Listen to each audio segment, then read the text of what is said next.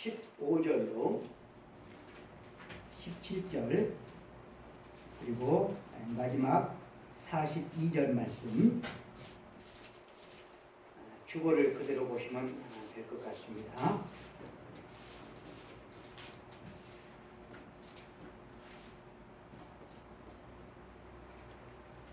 함께 합독하시겠습니다. 여호와께서 너 다윗의 대적들을 지면에서 다 끊어버리신 때에도 너는 네 인자함을 내 집에서 영원히 끊어버리지 말라 하고 이에 요나단이 다윗의 집과 언약하기를 여호와께서는 다윗의 대적들을 치실지어다 하니라. 다윗에 대한 요나단의 사랑이 그를 다시 맹세하게 하였으니 이는 자기 생명을 사랑함과 같이 그를 사랑함이었더라. 요나단이 다윗에게 이르되 평안히 가라. 우리 두 사람이 여호와의 이름으로 맹세하여 이르기를 여호와께서 영원히 나와 너 사이에 계시고 내 자손과 네 자손 사이에 계시리라 하였느니라 하니 다윗은 일어나 떠나고 요나단은 성읍으로 들어가니라. 아멘. 오늘은 다윗 이야기 네 번째 다윗과 요나단이라고 하는 제목으로 하나님의 말씀을 전할 때 하나님께서 우리 모두에게 주시는 큰 은혜가 있기를 원합니다. 아멘. 우리는 세상에서 인정받고 사랑받고 또 존경도 받고 또 내가 하는 모든 일에 결실을 맺기 위해서 나름대로 열심히 살아갑니다. 여러분, 내가 이 세상에서 잘하면 모든 사람들이 다 나를 좋아할까요? 내가 최선을 다해서 내 일에 열심히 하면 모든 사람이 나를 좋아할까요? 예수님께서 이런 말씀을 하신 적이 있습니다. 모든 사람이 너희를 칭찬하면 복이 있으리라가 아니라 화가 있으리라. 그들의 조상들이 거짓 선지자들에게 이와 같이 하였느니라. 모든 사람이 너희를 칭찬하면 화가 난대. 이상한 말씀이잖아.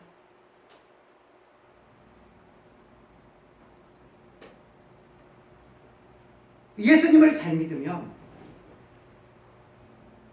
칭찬과 존귀와 영광이 있어야 되는데 핍박을 받는다고 했어요. 경건하게 살면 핍박을 받는다고 그랬어요. 신앙적인 것도 아니고 정직하게 살면 좋죠. 근데 정직하게 살기가 얼마나 어려운지는 몰라요. 적당히 대충 그렇게 살면 문제가 없어요. 그러나 정직하게 법대로 살면 얼마나 많은 문제들이 생기는지 모릅니다. 다윗이 경험했던 적대감은 우리를 매우 어리둥절하게 만드는 적대감입니다. 왜 그런가 하면 다윗이 받았던 그 적대감은 자기가 악을 행했기 때문이 아니라 지극히 선을 행했기 때문에 다윗이 선해서 다윗이 충성되어서 다윗이 일을 잘해서 다윗이 유능해서 그래서 유발된 적대감이었기 때문에 그래요. 사울 왕이 다윗을 처음으로 죽이려고 시도했던 때는 다윗이 사울 왕을 위해서 수금을 연주하고 있을 때였습니다. 하나님께서 선택하신 왕으로서 부적절한 행동을 한 이후에 그 부적절한 행동이라고 하는 것이 제가 지난번에도 말씀을 드렸죠. 하나는 블레셋과의 전투를 앞두고 사무엘 선지자가 와서 하나님 앞에 예배를 드리고 전쟁을 시작을 해야 되는데 정한 날짜에 오지 않으니까 백성들이 흩어져서 백성들을 모으기 위해서 자기가 예배를 드려요. 또 한 번은 아말렉과의 전투에서 사무엘 선지자가 하나님의 말씀을 전하죠. 모든 것을 진멸하라. 그러나 사울과 이 군사들이 좋은 짐승은 남겨두잖아요. 이 두 번의 일로 말미암아 하나님께서 진노하시죠. 그리고 하나님의 영이 떠나고 사울 왕은 악령에 사로잡히게 되어집니다. 마음과 정신이 이 악의 구렁텅이에 빠지게 되었다라고 하는 것이죠. 이런 때 다윗이 연주하는 수금, 이 수금을 연주할 때 그 음악으로 인하여서 사울에게 치유 효과가 있었습니다. 그러다 이 사울에게 또 이 악령이 역사하니까 다윗이 수금을 연주를 하는데 사울 왕이 내가 그 다윗을 벽에 박아버리겠다 그렇게 중얼거리더니 갑작스럽게 옆에 있는 창을 들어가지고 다윗을 향하여서 그냥 던져버렸어.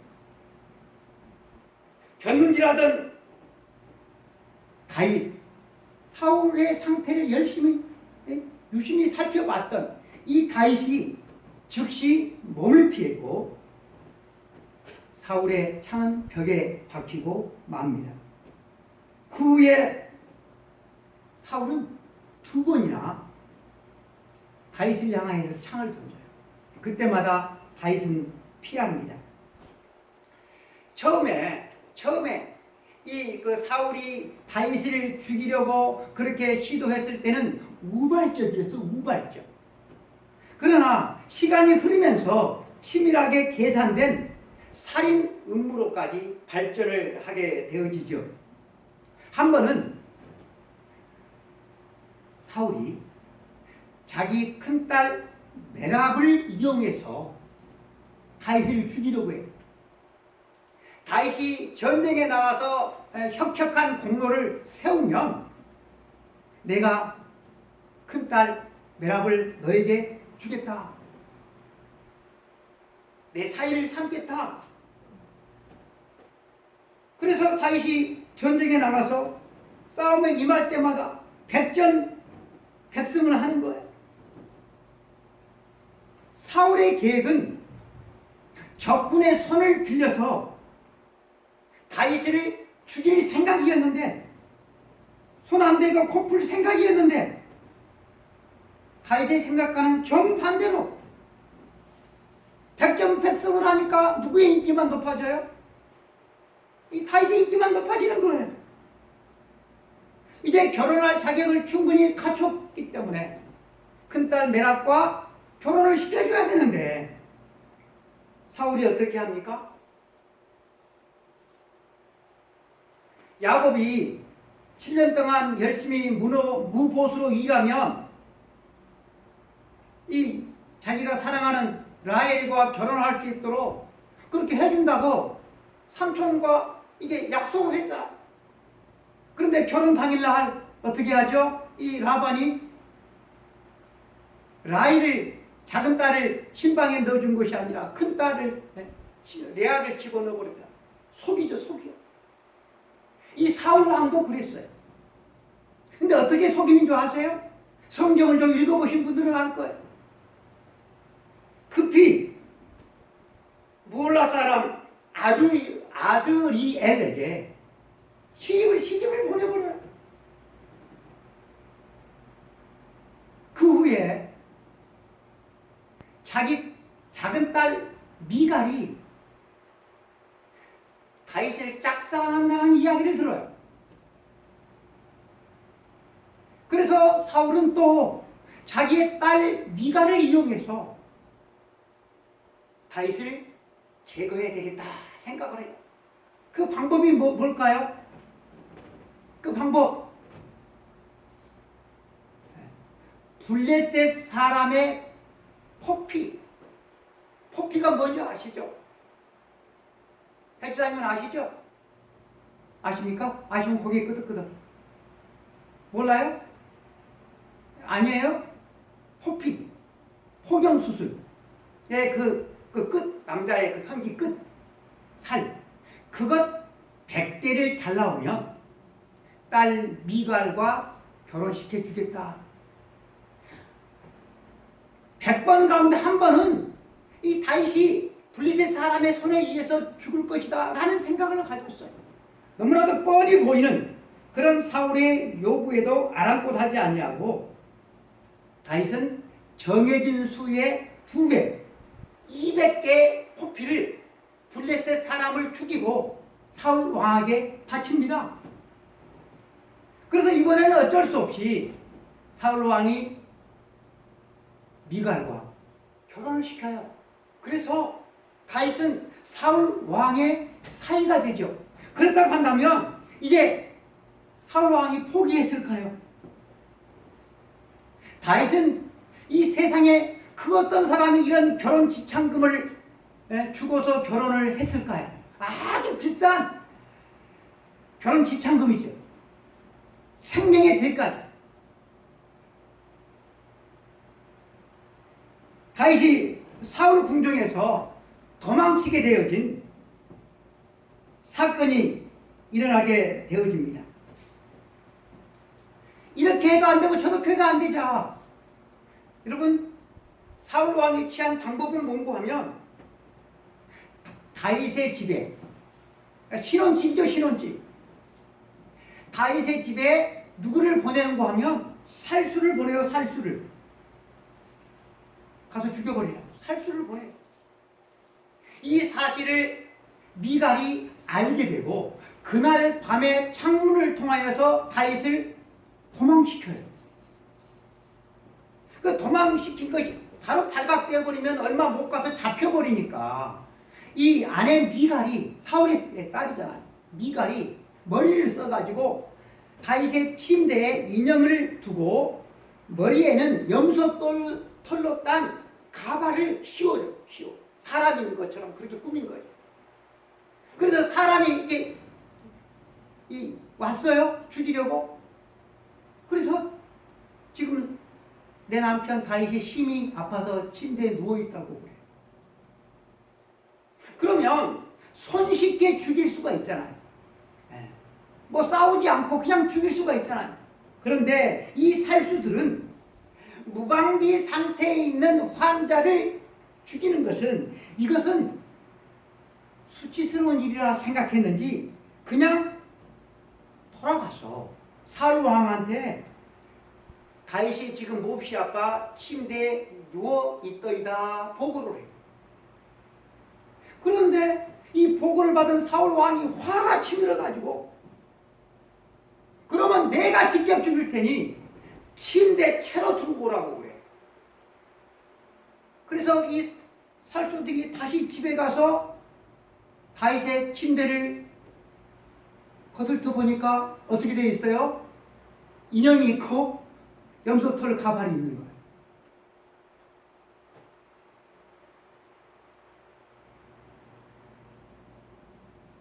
여러분, 이 이야기 영화에서도 들어보기 힘든 그런 드라마틱한 이야기일 거예요. 사울 왕은 충성스러운 신하를 못 죽여서 안달입니다. 근데 이 신하는 누구예요? 자기의 사입이고 충성스러운 신하이고 자기의 지병을 위해서 치료해주는, 낫게 해주는 그런 악기사이고 또 자기의 큰아들 요나단의 둘도 없는 친구이죠, 친구. 어떻게 이런 사람을 죽이려고 안달이 났을까요?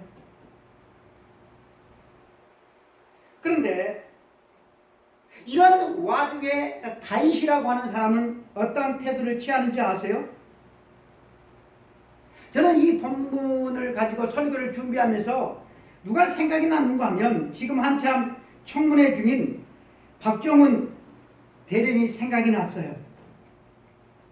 최해병 그 순직 그 사건을 조사하던 그 박정훈 대령에게 누가 대노를 하죠? VIP. 뭐 그분이 누군지 아시겠죠? VIP가 막 경로를 해요. 이것 때문에 정상적인 법적 절차가 완전히 깨져버리고 무너져버리게 되잖아요.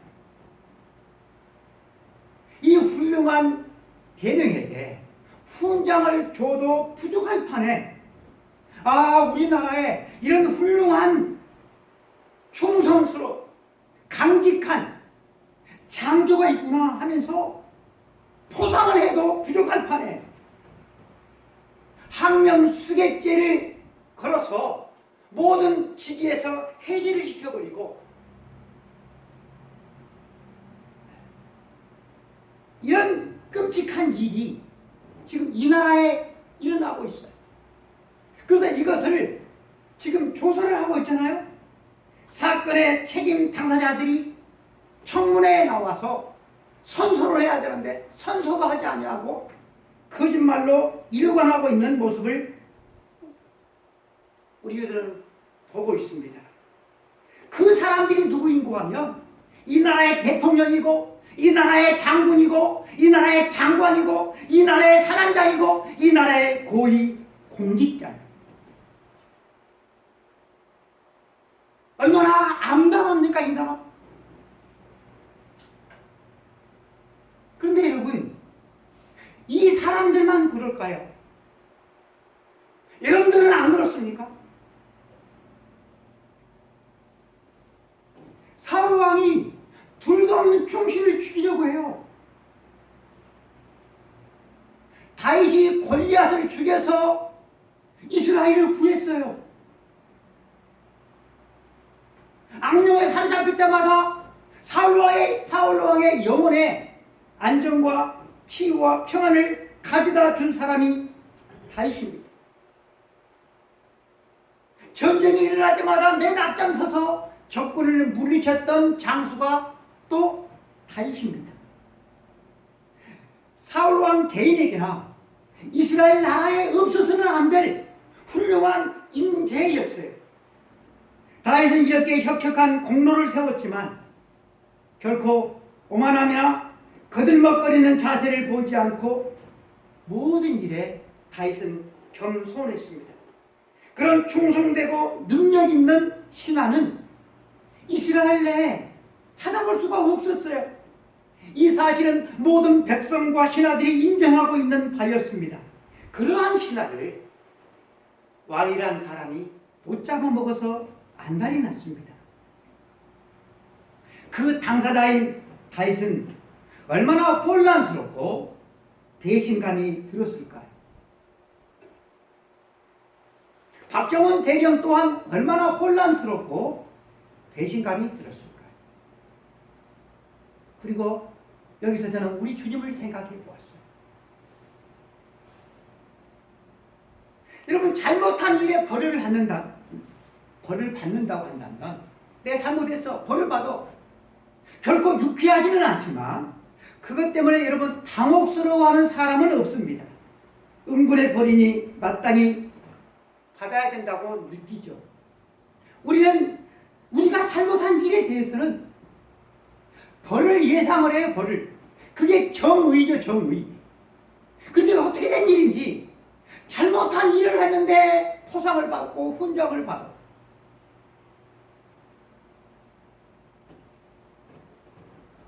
잘못한 일에 대해서는 응분의 벌을 받아야죠.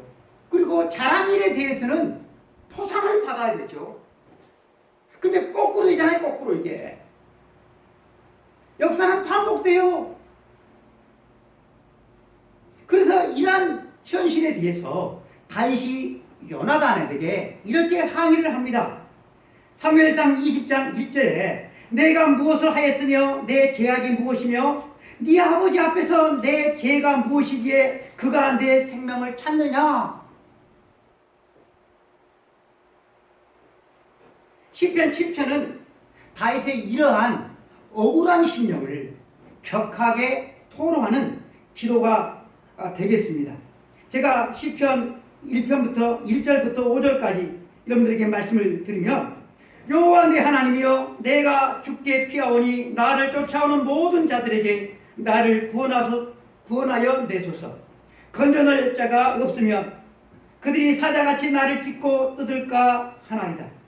내 하나님 여호와 내 하나님이여, 내가 이런 일을 행하였거나 내 손에 죄악이 있거나 화친한 자를 악으로 갚았거나 내 대적에게서 까닭 없이 빼앗았거든 원수가 나의 영혼을 쫓아잡아 내 생명을 땅에 짓밟히게 하고 내 영광을 먼지 속에 살게 하소서. 셀라.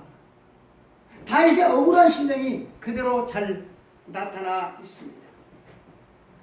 대제사장들과 장로들과 공회원들과 군중들이 예수님을 십자가형에 쳐야 된다고 빌라도 총독에게 예수님을 고발했습니다.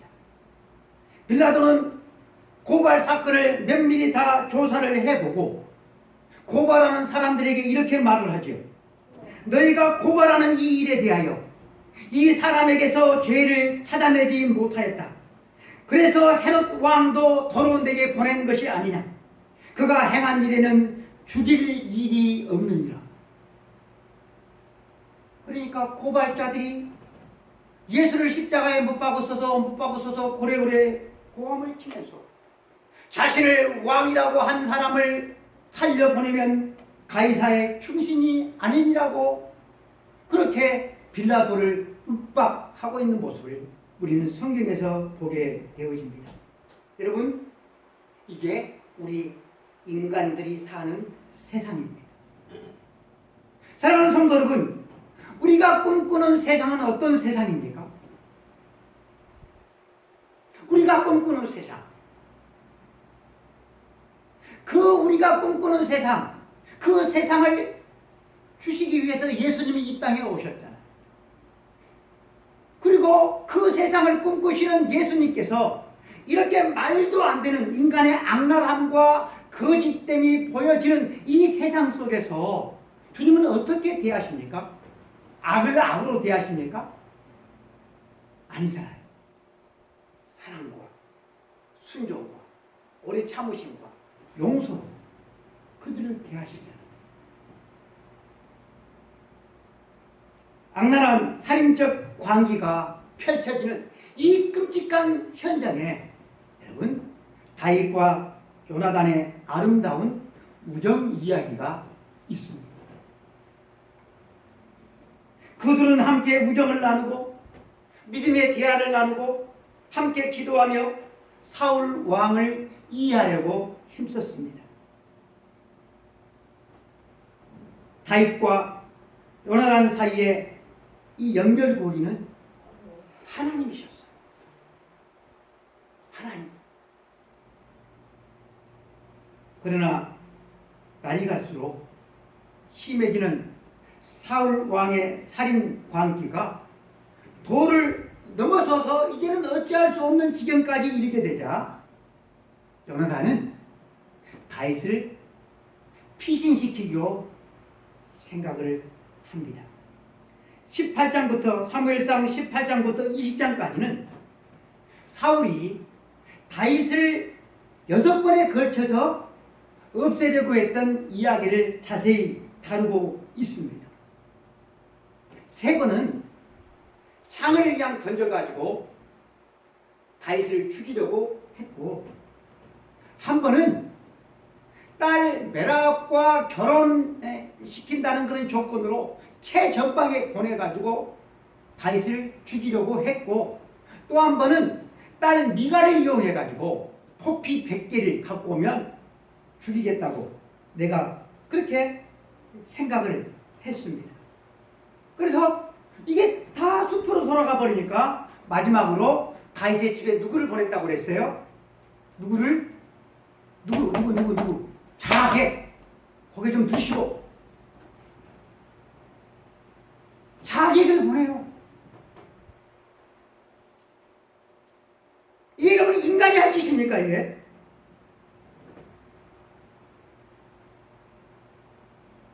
자객.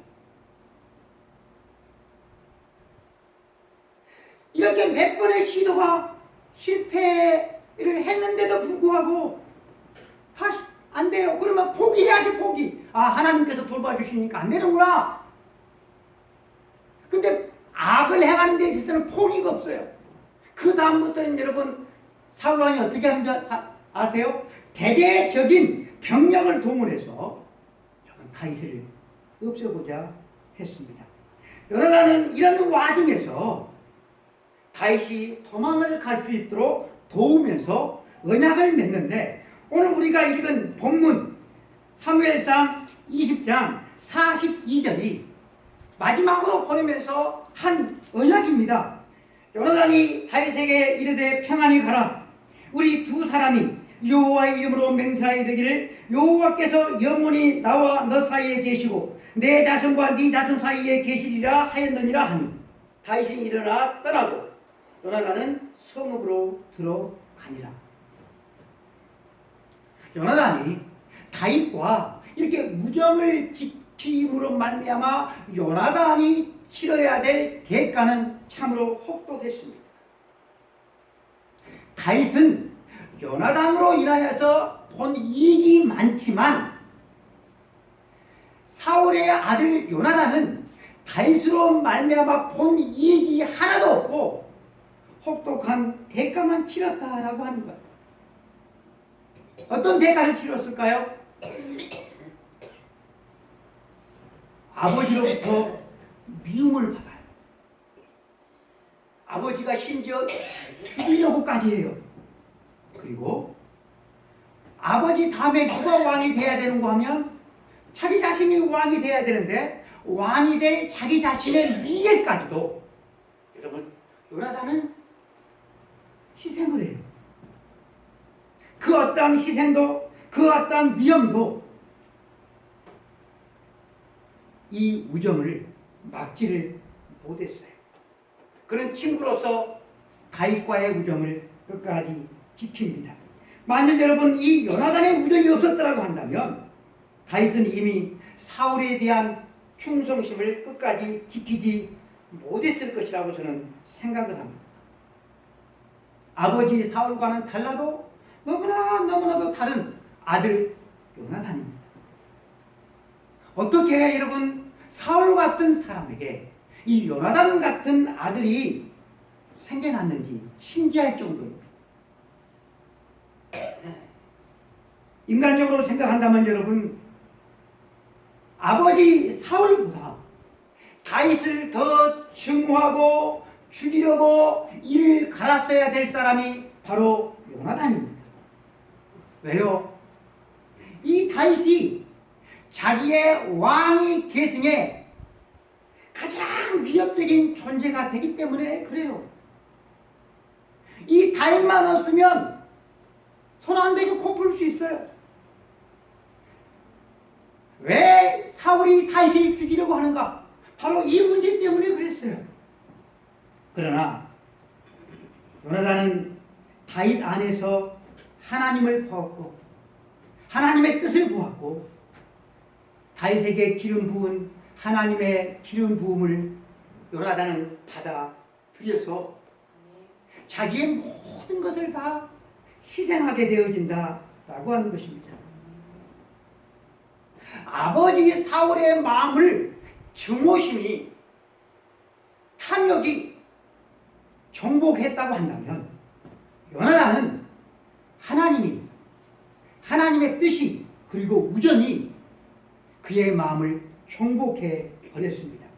그 마음의 생각이 어떠하면 그 위인도 그러하다라고 우리 주님이 말씀하셨어요. 또 마음에서 나오는 그것이 사람을 더럽게 한다고 주님은 말씀해 주셨어요. 여러분, 사람의 마음은 보이지를 않아요. 근데 보이지 않는 내 마음을 볼 수 있는 게 있어요. 그것은 마음에서 나오는 것이에요. 여러분, 우리가 건강검진을 할 때 우리 안에서 나오는 대소변을 통해서 우리의 건강 상태를 우리가 확인할 수 있는 것처럼 보이지 않는 내 마음은 내 마음에서 나오는 언어를 통하여서, 말을 통하여서 우리의 마음에 뭐가 있는지를 우리는 볼 수가 있는 것입니다. 내 마음에 하나님이 있는지 하나님의 뜻이 있는지, 말씀이 있는지, 영혼이 있는지, 교회가 있는지, 사랑이 있는지, 아니면 온통 세상 것으로 가득 차 있는지, 내가 말하는 것을 보면 내 마음에 뭐가 있는지를 알 수 있다라고 하는 것입니다. 다윗은 힘겨운 시간을 보냅니다. 다윗만 여러분 힘겨운 시간을 보낸 게 아니고 우정을 나눈 요나단도 힘겨운 시간을 보냅니다. 다윗과 우정으로 말미암아 아버지에게 미움을 샀고 아버지에게 듣지 못할 막말까지도 들었으며 심지어 아버지가 죽이려고까지 했습니다. 20장 30절 이하에 보면 사울이 요나단에게 화를 내며 그에게 이르되 패연무도한 계집의 소생아, 네가 이새의 아들을 택한 것이 네 수치와 내 어미의 벌거벗은 수치됨을 내가 어찌 알지 못하랴. 이새의 아들이 땅에 사는 동안 너와 네 나라가 든든히 서지 못하리라. 그런즉 이제 사람을 보내어 그를 내게로 끌어오라. 그는 죽어야 할 자니라 하니라. 요나단이 그의 아버지 사울에게 대답하여 이르되 그가 죽을 일이 무엇이니까? 무엇을 행하였나이까? 사울이 요나단에게 단창을 던져 죽이려 하니라. 다윗 때문에 요나단이 죽을 지경까지 놓이게 됐다라고 하는 것입니다. 이런 상황을 보니까 예수님의 말씀이 생각납니다. 물은 내게 오는 자가 자기의 부모와 처자와 형제와 자매와 더욱이 자기 목숨까지 미워하지 아니하면 능히 내 제자가 되지 못하고. 여러분, 불의가 가득한 세상에서 의를 지키는 것, 우상신앙이 가득한 세상에서 참 신앙을 지키는 것은 결코 쉽지 않고 참으로 좁은 길입니다. 하나님의 백성들이 걸어가야 될 길은 넓은 길이 아니라 좁은 길이죠. 여러분들은 이 길을 걷기를 원합니까? 그러면 희망이 있는 거예요. 소망이 있는 거예요. 아직은 내가 그 길을 걷고 있지는 못하지만 늘 마음 가운데 내가 그 길을 걸어가야 되는데 그러면 희망이 있는 거예요. 그러나 그런 생각조차 없다고 한다면 내가 지금 믿음 안에 있는가? 우리는 점검해 봐야 돼요. 힘겨운 상황이었지만 요나단은 다윗과의 우정을 끝까지 지키며 삽니다. 다윗이 떠난 후에 그는 여전히 아버지 곁에서 아버지 일을 도우면서 아버지와 함께 블레셋과의 전투에 참가했으며 아마 왕을 다윗을 추격하는 일에도 아버지와 함께 동행했을 것입니다. 그러다가 블레셋과의 전투에서 아버지와 함께 전사합니다. 전쟁과 같은 세상살이에서 이 다윗과 요나단처럼 믿음 안에서 우정을 나누는 친구가 한 사람만이라도 있다고 한다면 우리의 이 세상의 삶은 결코 외롭지 않을 것입니다. 여러분, 과연 우리는 그런 우정을 나눌 친구가 있는가? 그 사람을 가졌는가라고 하는 시가 있습니다. 함석헌 씨의 시인데요. 그의 절친인 김교신 선생이 일찍 지병으로 세상을 뜨자 그의 죽음을 애도하며 지은 시로 알려져 있어요. 말리길 나서는 날 처자를 내맡기며 마음 놓고 갈만한 사람, 그 사람을 그대는 가졌는가? 온 세상 다 나를 버려 마음이 외로울 때에도 저 맘이야 하고 믿어지는 그 사람을 그대는 가졌는가? 탔던 배 꺼지는 시간, 구명 때 서로 사양하며 너만은 제발 살아다오 할 그 사람을 그대는 가졌는가? 불의의 사형장에서 다 죽여도 너희 세상 빛을 위해 저만은 살려두거라 일러둘 그 사람을 그대는 가졌는가? 잊지 못할 이 세상을 놓고 떠나려 할 때 저 하나 있으니 하며 빙긋이 웃고 눈을 감을 그 사람을 그대는 가졌는가? 온 세상의 찬성보다 아니하고 가만히 머리를 흔들 그 한 얼굴 생각에 알뜰한 유혹 물리치게 되는 그 사람을 그대는 가졌는가? 그 사람이 다윗에게는 요나단이었고 요나단에게는 다윗이었습니다. 그 한 사람 과연 우리에게 있는가?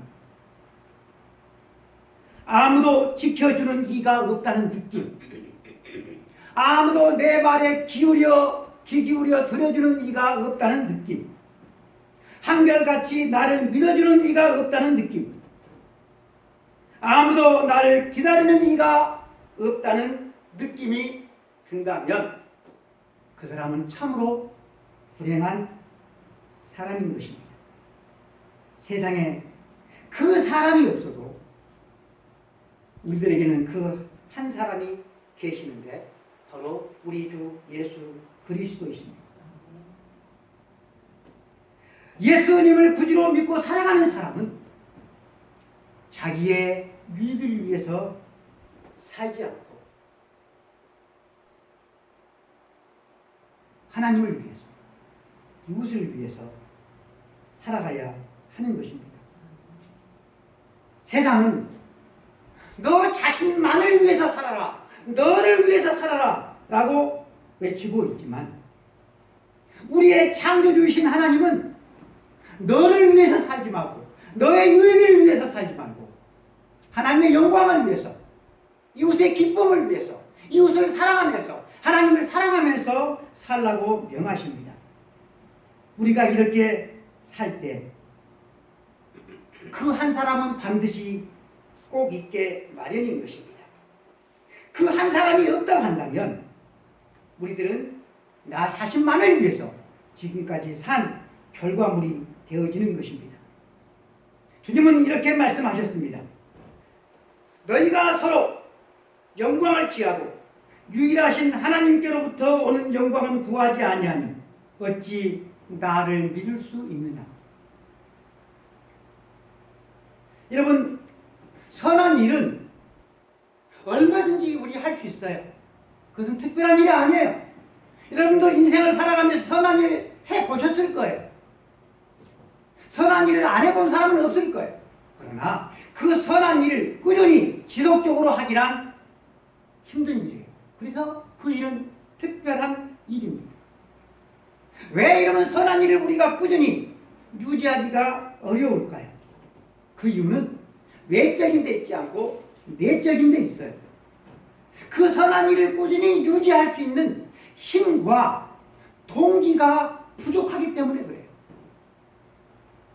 그래서 선한 일을 너희가 하되 낙심하지 말라고 우리 주님께서 말씀해 주신 거예요. 왜? 그날에 주님께서 갚아주실 것입니다. 여러분, 선한 일을 할 때 이 세상에서는 제대로 보상을 받는 일이 무척 드물어요. 오히려 반대일 때가 많아요. 그 선한 일로 인하여서 우리는 종종 공경에 빠지게 되는 일이 있어요. 제가 말씀드린 것처럼 최병 순직 사건을 조사했던 해병 수사단장 박종훈 대령을 사단장이 항명수계 제목으로 보직 해임을 시켰잖아요. 선한 일에 보상이 따르는 것이 아니라, 칭찬과 영광이 따르는 것이 아니라 가지고 있는 모든 것을 이제는 다 내려놓게 됐다라고 하는 것. 세상과 타락한 인간과 사단이 만드는 세상은 바로 이러한 세상이에요.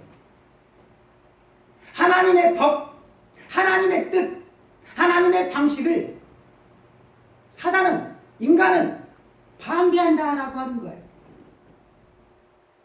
선하게 출발한 이 사람의 그 태도, 그 삶에 응원을 보내야 되는데 오히려 짓밟아 버린다. 그 사람을 파괴해 버린다. 그것이 이 세상이고 인간이고 사단이다라고 하는 것입니다. 이러한 세상을 살아갔던 하나님의 사람들, 이 세상을 보면서 탄식하고 탄식하고 탄식했어요. 하나님 왜 이런 세상입니까? 하나님 정말로 살아계십니까? 그렇게 탄식했다라고 하는 거예요. 그러나 대부분의 사람들은 그러려니 하고 이 세상에 동화되어서 살아가요. 그래서 많은 사람들이 좁은 길을 걷지 않고 쉽고 편한 넓은 길을 걷는 거예요. 사랑하는 성도 여러분들은 지금 어떤 길을 걸으려고 생각을 하면서 인생을 살아가십니까? 여러분, 다윗과 요나단의 이야기는 세상을 거스른 이야기입니다. 의의 길, 진리의 길, 좁은 길을 묵묵히 걸어가는 사람의 이야기입니다. 여러분, 우리가 사는 이 세상은 이런 사람들이 있기 때문에 살만해지는 것입니다. 다윗과 요나단 같은 사람, 박정훈 같은 사람들이 다 사라지고 자기 자신의 일신의 유익만을 위해서 살고 뻔뻔한 거짓말로 일관하는 사람들이 온 세상을 지배하며 여러분 참으로 슬프지 않습니까? 여러분, 그러므로 여러분 우리가 다윗이 되고 우리가 요나단이 되면 안 되겠습니까? 너희는 세상의 빛이라, 너희는 세상의 소금이라, 이 말씀을 우리가 마음에 담고 여러분 살아가면 안 되겠습니까?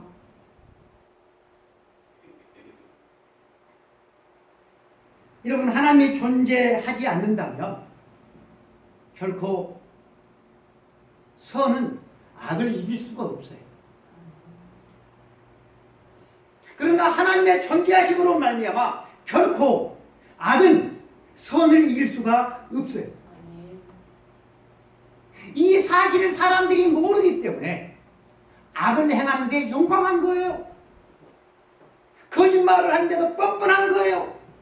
자기의 죄와 실수를 방어하는 일에 뻔뻔하게 시간과 돈과 열정을 쏟아붓는 사람들이 얼마나 많이 있는지 모릅니다. 하나님이 없다고 믿기 때문에 그래요. 그러나 결코 하나님 때문에 악은 선을 이길 수가 없는 것입니다. 저는 이 박정훈 대령의 그 정직함, 강직함, 용기, 당당함, 이것이 도대체 어디서 나왔을까? 똑같은 인간인데. 그래서 제가 인터넷으로 박정훈 대령을 검색해서 봤어요. 그랬더니 우리 개신교는 아닌데 어려서부터 신실하게 카톨릭 신자로서 살아온 사람이더라고요. 그 안에 누가 있었어요? 하나님이 있었어요. 하나님. 우리는 왕이 막강한 권력을 동원해서 당신의 젊은 충신을 죽이려고 하는 이야기를 들었습니다. 그런데 여러분, 어떤 일이 벌어지는 줄 아세요? 사울 왕이 다윗을 죽이려고 할 때마다 사울 왕의 주변 사람들은 다 떠나가고 사울 왕은 더 약해지고 사울 왕은 점점 더 미쳐갑니다. 그러나 다윗은 이 싸울 때마다 다윗은 더 강해지고 더 성숙해지고 더 많은 사람들이 다윗 곁으로 모여들었습니다. 다윗은 악을 악으로 갚지 않았어요. 사랑으로, 용서로 악을 대항했다라고 하는 것입니다. 우리는 여러 가지 일을 겪을수록 더 기도하고 더 하나님을 신뢰하고 더 사랑하고 더 용서하고 우리도 그러한 사람이 되어갔으면 좋겠습니다. 하나님은 다윗 편이었어요. 하나님은 다윗 편이었어요. 하나님은 당신을 사랑하는 사람의 편이에요. 하나님은 당신의 편이 된 사람의 그 사람의 편이에요.